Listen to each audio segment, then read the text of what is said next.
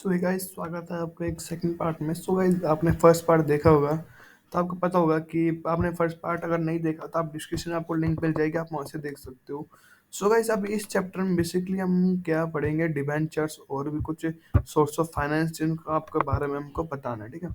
आम देखा तो अभी क्या, मैं इसको बड़ा कर देता हूँ थोड़ा, जिससे आपको साफ साफ दिखे। मैं इसका साइज थोड़ा सा इंक्रीज कर देता हूँ।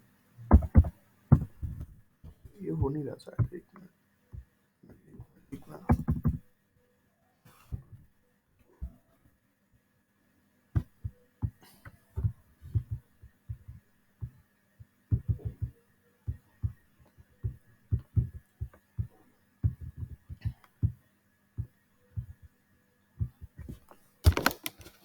तो गाइस, आपको दिख रहा होगा, ठीक है। बेसिकली डिबेंचर्स है, अरे गाइस ऐसे कर लेते हैं, ठीक है। ऐसे तो फिर दिखेगा नहीं सही से, थोड़ा जूम आउट नहीं होगा। इसका साइज थोड़ा सा कम कर लेते हैं।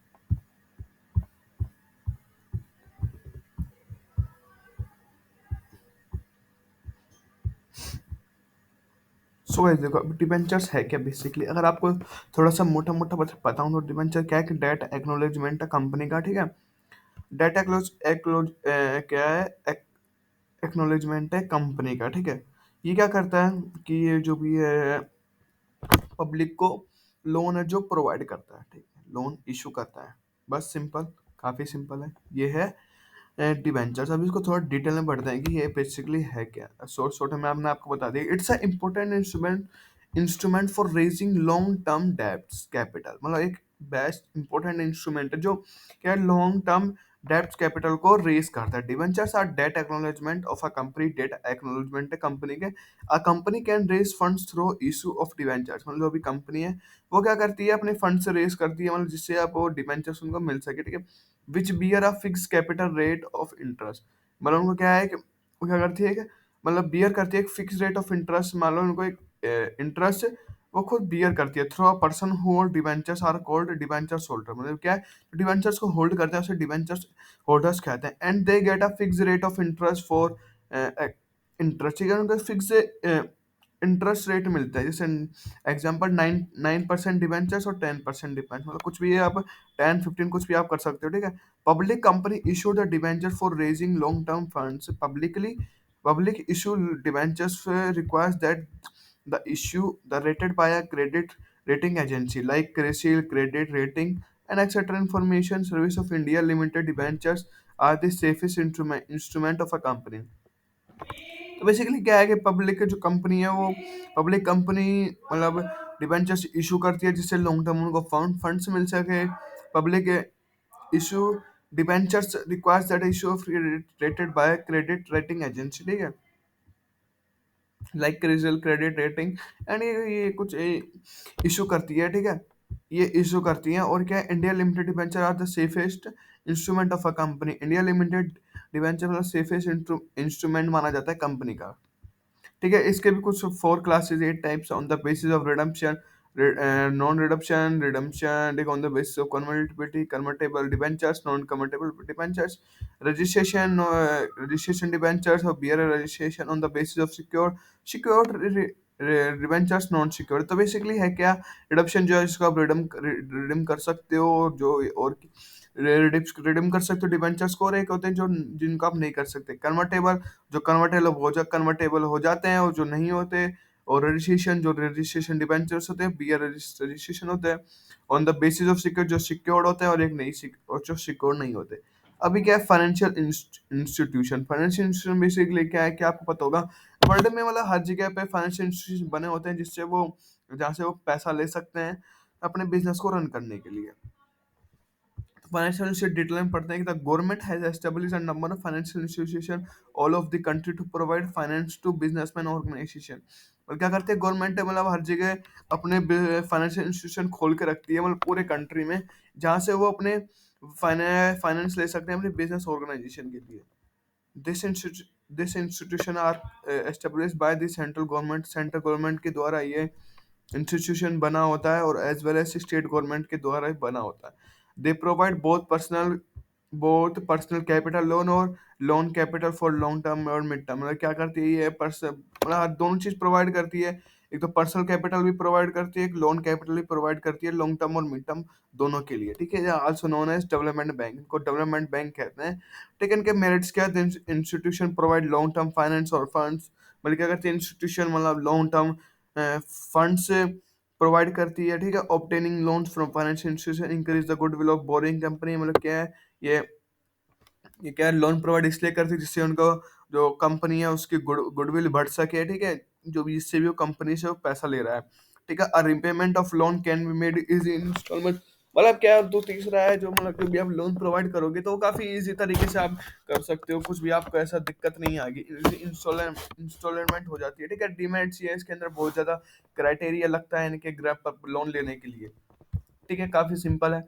रिटेन अर्निंग बेसिकली ये रिटेन अर्निंग जो मैंने आपको बताया था कि जो भी आपका प्रॉफिट बचता है उसको आप रिटेन अर्निंग कहते हैं। देख, a company generate does not contribute all earning among the share holder as the dividend, मतलब जो भी कंपनी का जो भी आपका प्रॉफिट होया है वो क्या है, वो ऐसा जरूरी नहीं है कि वो हर किसी को पूरा पैसा दे देती है, ठीक है। शेयर होल्डर्स को पूरा पैसा थोड़ी देगी, और ना डिवेंट और डिविडेंड को भी शेयर होल्डर्स को पूरा पैसा नहीं देती है ऐसा डिविडेंड के रूप में, ठीक है। वो क्या करती है कि मान लो a portion of net earning में be retain in the business for use in the future, this is a non retain earning. तो बेसिकली है क्या रिटेन अर्निंग? तो बेसिकली रिटेन अर्निंग का मतलब यही है कि जो भी क्या करती है, मान लो उसका 1 करोड़ का प्रॉफिट हुआ तो क्या करेगी, 90 लाख उसने मान लो शेयर होल्डर्स को दे दिए, ठीक है। 10% वो खुद रखेगी, जिससे अपने फ्यूचर्स में अपने बिजनेस के अंदर वो हेल्प ले सके, जिससे ग्रो कर सके उस बिजनेस को। अब इसके मेरिट्स क्या है, इनके पास एक परमानेंट सोर्स हो, तो एक परमानेंट सोर्स है फंड का, और ये मतलब इनको कुछ भी एक cost post provide, in cost भी कुछ भी प्रोवाइड नहीं करना पड़ता इंटरेस्ट और डिविडेंड के रूप में। मान लो कि आप उसका आपका प्रॉफिट है तो आपको कहीं भी आपको लोन वो मतलब आप इंटरेस्ट देने की जरूरत नहीं पड़ेगी, डिविडेंड देने की जरूरत नहीं पड़ेगी। और ये क्या करता है, it's enhance the capital of a businessman to bear the loss, मतलब क्या, कैपिटल में हेल्प करता है जिससे उनके लॉसेस कम हो सके। इसके डीमेरिट्स ये कि अनसर्टेन, मतलब कुछ भी ऐसा फिक्स रेट नहीं है कि आज मान लो 10 लाख मिल रहे हैं, कल 9 लाख मिल जाए, परसों 8 लाख मिल जाए, फिर आपको ज्यादा मिल सकता है, ऐसा कोई जरूरी बात नहीं है। तो एक फिक्स अमाउंट नहीं है, तो इसका ये डीमेरिट्स है। ट्रेड क्रेडिट बेसिकली होता है क्या है, आपके ट्रेड क्रेडिट मान लो आप कुछ भी आप ट्रेड कर रहे हो, ठीक है, कुछ भी आप ट्रेड कर रहे हो तो उसमें आपको एक ट्रेड क्रेडिट, आपको एक पेमेंट मिलता है, उसको हम कहते हैं trade credit. It's a trade it's a credit provide by the one trader to another, ठीक है। एक मिनट, ठीक है। इट्स मतलब trade provided by one trader to another, मतलब आप कुछ आप ट्रेड कर रहे हो, ठीक है, तो आपको क्या है, एक ट्रेडर से दूसरे ट्रेडर के बीच में आपको ये होता है, एक ट्रेड क्रेडिट मिलता है, ठीक है। तो क्या है, क्या to another purchasing of goods and service, आप कुछ भी आप गुड्स एंड सर्विस परचेज कर रहे हो, this facility is the purchase purchase और सप्लाई विदाउट इंस्टेंट पेमेंट, मतलब क्या करती है कि ये जो फैसिलिटी है ये क्या है, इंस्टेंट पेमेंट नहीं करती, वो ट्रेड एक क्रेडिट के रूप में दे देती है, जिसको जो क्या है बुक्स के आपके अंदर लिखा होता है, जिसको आप कहते हैं सन्ड्री, आप उसको सन्ड्री क्रेडिट कह सकते, सन्ड्री क्रेडिटर्स क्या होता है, ठीक है। This facility is a purchase of supply without instant payment. This is a credit appear in the books of accounts as sundry credits और accountable payable, ठीक है, जिसको हम ट्रेड पेबल कहते हैं। तो बेसिकली इसके मेरिट्स क्या है, trade credit is easy and continuous source of fund, मतलब क्या है, इजी है, इजी सोर्स है, और ये कंटिन्यूस, मतलब हम रोज हमेशा ये एक सोर्स ऑफ फंड बना रहता है, ठीक है। Trade credits mean to promote the sales, आप ट्रेड क्रेडिट्स का मतलब यही है कि आप अपने सेल्स से प्रमोट कर रहे हो। It doesn't create any charges on the asset of the firm, मतलब कुछ भी ऐसा चार्जेस ये क्रिएट नहीं करती एसेट के ऊपर, फर्म के ऊपर, ठीक है। डिमेरिट्स इसके क्या है, only limited amount of funds can be generated through, और जो भी आप एक लिमिटेड अमाउंट या फिर जनरेट कर सकते हो, क्योंकि आप जितना सेल करोगे उतना ही आपको पैसा मिलेगा, तो इसकी वजह से इसके लिमिटेड क्रेडिट है। It's a costly source of fund, मतलब कॉस्टली सोर्स ऑफ फंड है ये। तो लीज फाइनेंसिंग बेसिकली है क्या, लीज फाइनेंशियल क्या है कि मान लो आपने कुछ भी, आप किसी आपने की जमीन आपने किसी और बंदे को दे दी, लाइक 1 साल में आप उससे 5-10 रुपए ले रहे हो या फिर 200-300, आप उसको कहते हैं लीज फाइनेंसिंग, ठीक है। या फिर आप ज्यादा पैसा कुछ भी आप ले सकते हो, तो बेसिकली है कि आप उसको कुछ शॉर्ट टर्म के लिए आप उसको जमीन दे रहे हो अपनी, आप कुछ कुछ भी शॉर्ट टर्म के लिए उसको आप दे रहे हो, अपना एसेट समझ लो, या फिर आप ठीक है एसेट अपना कुछ भी आप उसको शॉर्ट टर्म के लिए दे रहे हो, उसको हम कहते हैं लीज फाइनेंसिंग, और उससे आप चार्ज कर रहे हो, ठीक है। लाइक एज अ रेंट के रूप में होता है, बट ये रेंट थोड़ा अलग होता है और लीज फाइनेंसिंग कुछ थोड़ा अलग होता है। रेट आप हर महीने लेते हो, बट इसमें आप क्या है, लीज फाइनेंसिंग में आप हर साल में, आपने मान लो एग्रीमेंट लिया आपने 1 साल का, 2 साल का, तो आप हर 1 साल में आप उससे पैसे लोगे, या फिर नए आप उससे 1 साल में पैसे लोगे, इतने पैसे आपको भरने पड़ रहे हैं। ठीक है, lease is a constitution agreement whereas one party is the owner of the asset and other party is the user of that particular asset, the in return second party paid amount of use of the asset. मतलब क्या करती है, एक party owner होती है और दूसरी party क्या करती है, वो यूजर होती है, वो क्या करती है, उसको यूज करती है, और एक सर्टेन मतलब एक सर्टेन टाइम, एक पीरियड के हिसाब से वो उसको जो भी आपका पेमेंट है वो पे करती है उसको, जिससे क्योंकि उसने वो एसेट यूज किया है। इसके मेरिट्स क्या, it's enable to acquire the asset with मतलब कि आप उस एसेट को एक लोअर इन्वेस्टमेंट में आप उस एसेट को खरीद सकते, मतलब उसका आप यूज कर सकते हो। ठीक है, simple documentation make it exact, मतलब क्या सिंपल है डॉक्यूमेंटेशन होती है जिससे आप उसको आराम से चला सकते हो। ठीक है, this lease agreement does not accept the डेप्ट raising capacity of an enterprise. मतलब क्या है ये लीज एग्रीमेंट, मतलब ऐसा क्या करते हैं कि डजंट एक्सेप्ट द डेप्ट रेजिंग, जिसके पास डेप्ट रेज हो रखा है उनको ये लीज फाइनेंसिंग नहीं देते। ठीक है, डैमेज क्या है कि मतलब आप इसको नॉर्मल बिजनेस में भी affected in the case lease is not renewed. But क्या है कि आपको के पास लॉन्ग टर्म के लिए तो होता नहीं है ये, अगर मान लो आपको बिजनेस सही चल रहा है, तो आप क्या है, उसने बंदे ने मना कर दी कि भाई मुझे अब रिन्यू नहीं करना, अब आपको तुम्हें ये जमीन नहीं देनी, मुझे किसी और को देनी है, तो आप इसमें आपका दिल लॉस हो जाएगा ना। मतलब आपको उस आपका एक सेंटर अच्छी जगह बना हुआ है, अगर आपको वो सेंटर नहीं मिलेगा तो आपका लॉस होगा एक तरीके से। और ये क्या है, मतलब आप उसका कभी ओनर नहीं बन सकते उसको, उसे जमीन के। ठीक है, पब्लिक डिपॉजिट बेसिकली है क्या, तो पब्लिक डिपॉजिट बेसिकली है क्या, देखो पब्लिक डिपॉजिट क्या करती है, मतलब जो ऑर्गेनाइजेशन है वहाँ क्या करती है, एक कंपनी है, ठीक है, वो क्या करेगी, पब्लिक से कहेगी कि भाई हमें पैसा दो। ठीक है, तो क्या करेगी, पब्लिक उन्हें पैसा देगी, तो उसको कहते हैं पब्लिक डिपॉजिट। अब आप सोच रहे होगे तो लाइक डिबेंचर्स जैसा हो गया, बट डिबेंचर थोड़ा अलग होता है, वो शेयर्स में होता है। ठीक है, डिबेंचर्स ने शेयर्स में, सॉरी क्या, वो थोड़ा सा अलग होता है। ठीक है, तो डिबेंचर्स क्या होता है बेसिकली, डिवेंचर डेट एक्नॉलेजमेंट होता है, जैसे आपको पता होगा डेट एक्नॉलेजमेंट होता है, वो क्या करता है, लोन पब्लिक को प्रोवाइड करता है लोन। ठीक है, पब्लिक डिपॉजिट है कि वो क्या करता है, वो पब्लिक से पैसा लेते हैं, और उसको क्या है, जैसे बैंक बैंक मान लो 2-3% दे रहा है, तो क्या करेगी पब्लिक डिपॉजिट जो भी ऑर्गेनाइजेशन है, वो बैंक से ज्यादा पैसा देगी। मान लो जैसे आप देख सकते हो एफडी हो गया, तो आप इनको मान सकते हैं एक तरीके से, एफडी फिक्स डिपॉजिट भी आप मान सकते हो कि बैंक से ज्यादा पैसे दे रही है। ठीक है, तो उसको हम कहते हैं public deposit. Deposit that raise by organization directly through the public are known as a public deposit. Rate of interest offered in the public deposit are usually higher than offered than bank deposit. Any person who is interested in deposit money in the organization can do fill up the pre-subscribed form। जो भी क्या है कि मान लो किसी को भी अपना, मान लो क्या करती है वो पब्लिक, मतलब पब्लिक को डिपॉजिट के लिए मतलब रेज करती है, फिर उसके बाद वो क्या है बैंक से ज्यादा उसको लोन इंटरेस्ट प्रोवाइड करती है, और कोई बंदा उसमें इंटरेस्ट से डिपॉजिट मनी कराने में तो क्या कर सकता है, उसको प्रे अपना एक फॉर्म होता है, prescribe form.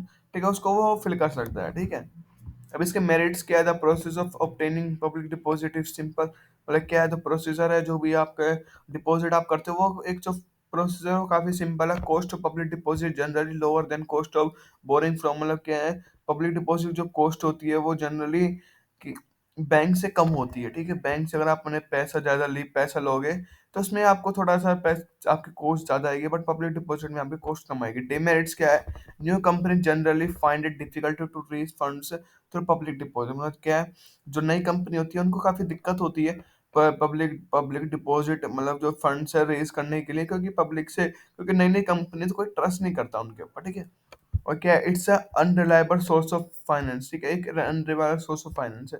Commercial paper basically है क्या, commercial paper is a short term finance और it is an unsecured primary and not issued by a firm to raise funds for a short term period, that is 90 and 65 days, is a issue one firm to another business firm। तो basically है क्या कि जो भी एक short term के लिए ये यूज होता है। ठीक है, शॉर्ट टर्म पीरियड के लिए फाइनेंशियल यूज होता है, और ये क्या करते हैं, एक प्रोमिसरी नोट देते हैं, जिससे वो फर्म को, एक फर्म दूसरी फर्म को देती है, जिससे वो उसे पैसा लेता है, और ये 90 to 364 डेज के लिए ही होता है basically.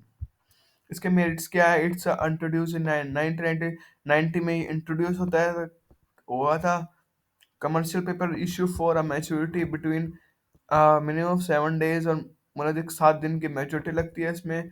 It's a unsecured money market is instrument, unsecured होता है मनी मार्केट में, ठीक है। It's a free transferable instrument होता है, इट्स हाई लिक्विडिटी होती है, it's a continuous source of funds, ठीक है। तो इट्स अ, अरे छोड़ो इसको, मतलब ये मतलब आप ऐसे भी, अगर आपका कमर्स कुछ भी पूछेगा ना तो आप 5 लिख के आ जाना, बहुत है आपका, ठीक है। कमर्शियल बैंक क्या है? Commercial bank are virtual position and they provide for different purpose as well as different time period, and bank provides loan to firm companies etcetera for all the size many ways like cash credit.